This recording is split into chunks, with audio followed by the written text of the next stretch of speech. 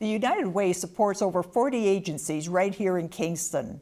Today we find out how they raise the money to do that. My guests are 2018 Campaign Chair Fred Godbee and past Campaign Chair Pat Murphy. Welcome. Thank you for having us. So you had a successful campaign this year. We did, and we've exceeded our goal by about $100,000, so it's exceptional. Oh, that's wonderful. And where does most of the money come from, Pat?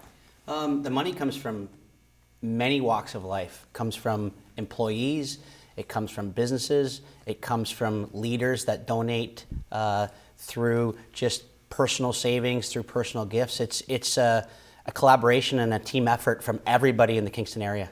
And the Kingston Penitentiary, that had to be a real boost in to your fundraising efforts. The Kingston Pen money has been phenomenal, and the amounts in the hundreds of thousands of dollars, which is not even part of our campaign goal. Isn't it? It's amazing to think that we raise over $3.5 million here in the community for the United Way, yet this hundreds of thousands of dollars that we are able to get for youth homelessness and helping the youth is above and beyond. All right, I didn't realize that. You mentioned programs, so this is beyond the agencies that you support. What are your main goal in your programming? Well, so there are 40 agencies. That some agencies may have several programs, and there are some programs that don't necessarily go directly to member agencies, but there are grants and other things like this that go out. And we support three essentially big areas that that are supporting the needs of the Kingston and the area. They're around helping youth, helping having a strong community, and fighting homelessness. So those are the basic three elements of where the United Way supports the community. And the money that we gather, that we amass the whole year round, then is divided among the different programs. And what sort of programs and what sort of homelessness, but the different agencies, it's a real cross-section, isn't it? It is, and so the board of director and some subcommittees decide where the money goes. I think Pat and I are on the board of directors, but our mandate is really around figuring out where to get enough money to support. There are other folks in United Way, in the board of directors, and other volunteers that figure out where the money goes. So there is a very rigorous process to apply for support, and that process goes out around this time of year, and will continue. And then really our role is to find enough money to fund those. Uh-huh. So we don't get too involved in the details of the actual support on the ground in most cases.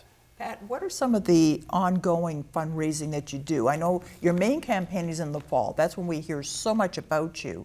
But then other things come up. Absolutely. But so what are some of the things that... Donna, great question, because we say the United Way never sleeps. It goes 365 days a year.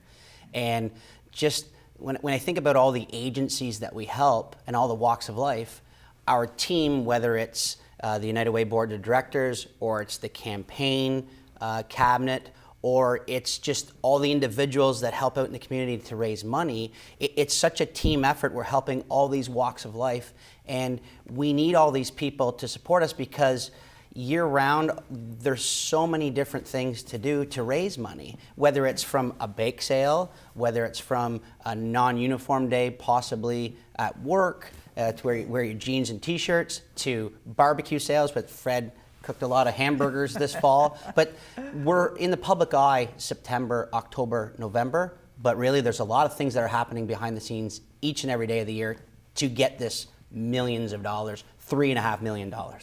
So we're now in January. What's the next big fundraiser that you have coming up? So I'm not sure which one's the next big one, but I think there are, and to be honest, it's more a collection of smaller, things that make up the number.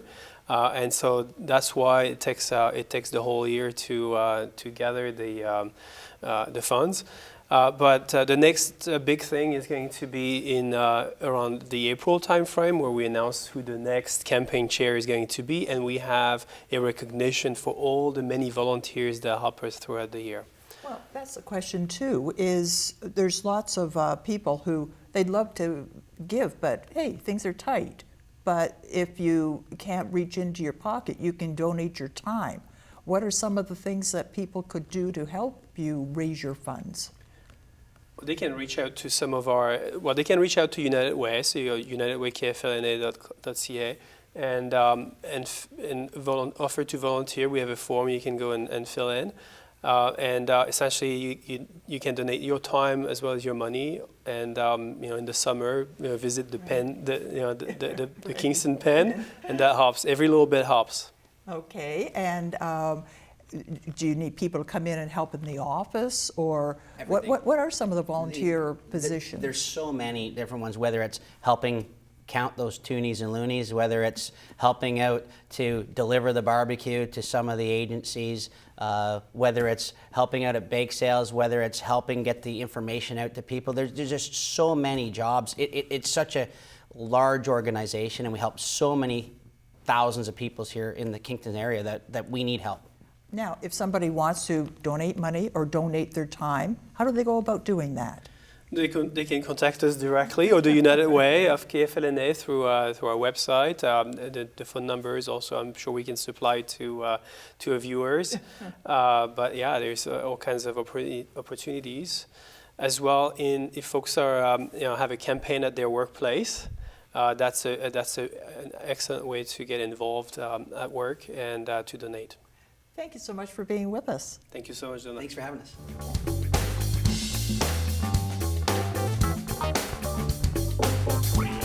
Coming up next, Brett Christopher, Artistic Director for the Thousand Islands Playhouse. He'll tell us what to expect on the theater scene, so stay with us.